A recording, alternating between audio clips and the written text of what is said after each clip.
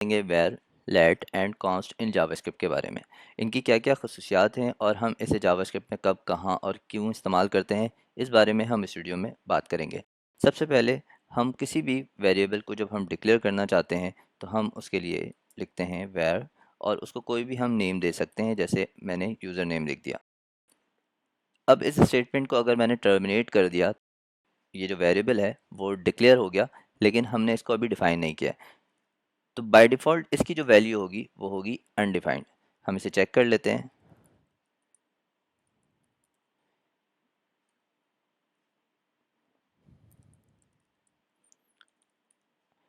तो अब इसकी जो बाय डिफ़ॉल्ट वैल्यू है वो है अनडिफाइंड, यानी कि जिस भी वेरिएबल को आप वैर, लेट या कॉन्स्ट के थ्रू डिक्लेयर करेंगे, उसकी जो बाय डिफ़ॉल्ट वैल्यू होगी वो होगी अनडिफाइंड।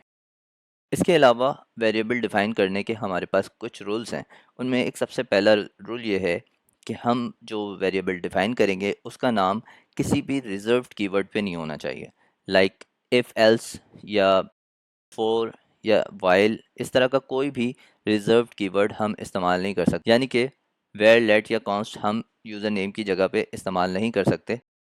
इसकी एक मिसाल हम देख लेते हैं। जैसे मैंने यहाँ पर इफ़ डिफाइन किया और यहाँ पे देखें रेड अंडरलाइन आ गया और इस पे लिखा हुआ आ गया if is not allowed as a variable declaration name. तो हम कोई भी रिजर्व्ड कीवर्ड इसमें इस्तेमाल नहीं कर सकते। इसके अलावा सेकंड रूल ये है कि जो भी आप नाम डिफ़ाइन करें वो मीनिंगफुल होना चाहिए। बहुत से डेवलपर्स ये करते हैं कि वो एक्स वाई जेड डिफ़ाइन कर देते हैं, तो ये चीज़ नहीं करनी चाहिए। बाद में आपको ही प्रॉब्लम होती है कि ये एक्स मैंने क्यों डिफ़ाइन किया था और कहाँ इस्तेमाल करना था वगैरह। जब आपके पास नंबर्स ऑफ़ वेरिएबल्स होते हैं उस वक्त बहुत ज़्यादा कन्फ्यूजन होती है, तो शुरू से ही आदत बनाएं कि आप बहुत मीनिंगफुल नेम इस्तेमाल करें। उसके बाद अगला जो रूल है वो है कोई भी वेरिएबल नेम नंबर के साथ इस्तेमाल नहीं हो सकता। ऐसा नहीं हो सकता टू यूज़र नेम आपने लिख दिया या वन यूज़र नेम आपने लिख दिया, ये कोई भी नंबर आप शुरू में नहीं रख सकते, और ये सेंसिबल भी नहीं लगता, इसलिए भी ये अलाउ नहीं है। इसके अलावा आप वेरिएबल में स्पेस या हाइफन भी इस्तेमाल नहीं कर सकते। ऐसा नहीं कर सकते कि आपने स्पेस दे दिया, वो स्पेस काउंट ही नहीं होगा, यानी कि आप बाद में उसको स्पेस के साथ आगे यूज़ नहीं कर सकेंगे। उसके अलावा आप हाइफन भी नहीं डाल सकते, ये भी अलाउ नहीं है। इसके बाद जो हमारे पास अगला रूल है वो ये है कि जावास्क्रिप्ट केस सेंसिटिव लैंग्वेज है, यानी कि यूज़र नेम और यूज़र नेम एक बराबर नहीं है। जो फर्स्ट यूज़र नेम है वो बिल्कुल मुख्तलिफ है, और जो सेकंड यूज़र नेम है वो उस पहले वाले से बिल्कुल मुख्तलिफ है। इस तरह से लिखने को कैमल केस नोटेशन कहते हैं, जो कि जावास्क्रिप्ट में डेवलपर्स इसी तरह से नेमिंग कन्वेंशन इस्तेमाल करते हैं। इसके अलावा आप सिंगल लाइन में मल्टीपल वेरिएबल्स डिक्लेयर कर सकते हैं, like user name, first name, last name. ये बिल्कुल अलाउ है कि आप अगर मल्टीपल वेरिएबल नेम डिक्लेयर करना चाहें तो आप उसे वन लाइन में कॉमा के थ्रू सेपरेट करके डिक्लेयर कर सकते हैं, और अगर आप चाहें तो आप उसे यहाँ पे डिफाइन भी कर सकते हैं, लाइक। तो इस तरह से आप सिंगल लाइन में वेरिएबल को डिक्लेयर भी कर सकते हैं और डिफाइन भी कर सकते हैं। इसके अलावा बेस्ट प्रैक्टिस ये है कि आप इन्हें सिंगल लाइन के बजाय मल्टीपल लाइन में ही डिफाइन करें।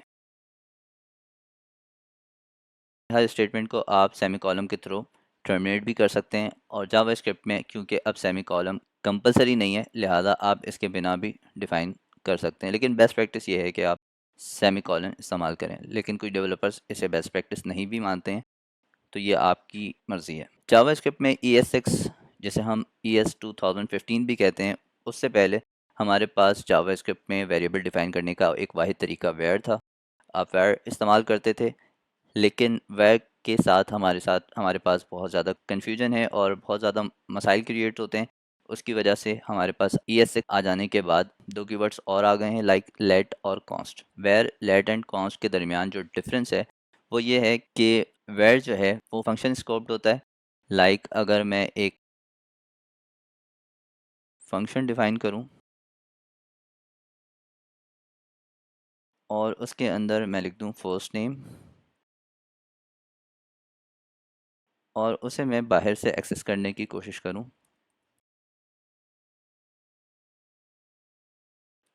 अब मैं चाहूँ तो माई फंक्शन को इससे पहले या इसके बाद में कॉल कर लूँ। लेकिन दोनों सूरतों में हमारे पास ये फर्स्ट नेम यहाँ पे एक्सेसिबल नहीं होगा, क्योंकि फंक्शन का जो ब्लॉक है वो शुरू होकर यहाँ पर ख़त्म हो गया है। हमारे पास एरर आ गया, first name is not defined. लेकिन अगर मैं फंक्शन के अंदर ही एक इफ़ की स्टेटमेंट इस्तेमाल करूं और उसके ब्लॉक के अंदर मैं इसको रखूं और फिर मैं इसके अंदर कंसोल कराना चाहूं, इसी फंक्शन के अंदर रहते हुए इस वेरिएबल को एक्सेस करना चाहूं, तो फंक्शन के अंदर ये वेरिएबल एक्सेसिबल है, जबकि ये इफ़ के ब्लॉक के अंदर है। जबकि लेट इससे थोड़ा मुख्तलिफ है। लेट जो होता है वो ब्लॉक स्कोप्ड होता है। अब मैंने यहाँ पर वेयर की जगह लेट लिख दिया है। अब मैं इसको अगर एक्सेस करना चाहूँगा तो मैं नहीं कर सकता। इसे हम देख लेते हैं। तो हमारे पास एरर आ गया कि first name is not defined. लेकिन अगर मैं इस ब्लॉक के अंदर इसको रखूं और फिर मैं एक्सेस करने की कोशिश करूं तो ये एक्सेसिबल है। तो वेयर और लेट के दरमियान जो डिफरेंस है वो ये है कि लेट जो होता है वो ब्लॉक स्कोप्ड है और वेयर जो है वो फंक्शन स्कोप्ड है। लेकिन अगर हम ग्लोबली इस चीज़ की बात करें, यानी मैं किसी वेयर को बाहर डिफाइन करता हूँ, लाइक यूज़र नेम, तो ये यूज़र नेम जो है आपका जो ब्राउज़र होता है उसका जो विंडो ऑब्जेक्ट होता है उसके साथ अटैच्ड हो जाता है। जबकि अगर इसके बरक्स हम लेट यहाँ पर डिफ़ाइन करें तो लेट विंडो ऑब्जेक्ट के साथ अटैच नहीं होता है। सिर्फ यही इन दोनों के दरमियान ग्लोबली डिफरेंस है। वेयर और लेट जो है वो चेंजेबल होते हैं। लाइक अगर मैं यहाँ पे लेट फर्स्ट नेम मैंने यहाँ पे लिखा हुआ है, तो मैं अगर यहाँ पे फर्स्ट नेम को चेंज करता हूँ और फिर मैं इसको सेव कराने के बाद चेक करता हूँ, तो अगरचा मैंने पहली दफ़ा में इसे ओएस नाम दिया था, लेकिन बाद में मैंने इसको शयान नाम दे दिया है तो वो चेंज हो गया। इसी तरह वेर की भी सेम प्रॉपर्टी है। लेकिन अगर हम यहाँ पर कॉन्स्ट डिफ़ाइन कर दें, यहाँ पे अगर हम कॉन्स्ट लिख दें तो अब मामला मुख्तलिफ हो जाएगा और नोड इंडेक्स करने पे हमारे पास एरर आ जाएगा। असाइनमेंट टू कांस्टेंट वेरिएबल, यानी कि ये एरर है। एक दफ़ा अगर हमने कांस्टेंट डिफ़ाइन कर दिया है तो हम उसे चेंज नहीं कर सकते, और ये कांस्टेंट भी लेट की तरह ब्लॉक स्कोप्ड होता है।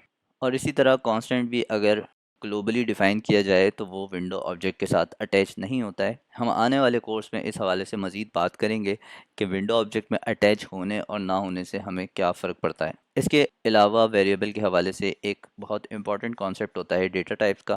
ज़ाहिर है आप कोई वेरिएबल डिक्लेयर करते हैं तो आप उसे डिफ़ाइन भी करेंगे, और जब आप उसको डिफ़ाइन करेंगे तो आप उसको कोई ना कोई डेटा टाइप ज़रूर असाइन करने की कोशिश करेंगे। लाइक अगर मैं यहाँ पे लेट डिफ़ाइन करूँ और यहाँ पे मैं फर्स्ट नेम लिखूँ तो मैं यहाँ पर वेस लिखता हूँ, तो मैं यहाँ पे स्ट्रिंग डिफ़ाइन कर रहा हूँ। अब मैं इसे कंसोल करवा लूँ तो हमारे पास जावास्क्रिप्ट में एक कीवर्ड है टाइप ऑफ का।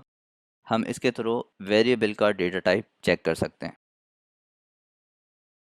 तो हमारे पास फर्स्ट नेम का जो डेटा टाइप है वो है स्ट्रिंग, और हम इसे बाद में चेंज भी कर सकते हैं।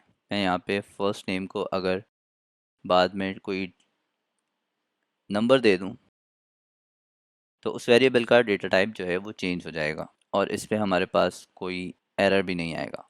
इसी तरह हमारे पास जो प्रिमिटिव डेटा टाइप्स हैं वो टोटल 7 हैं।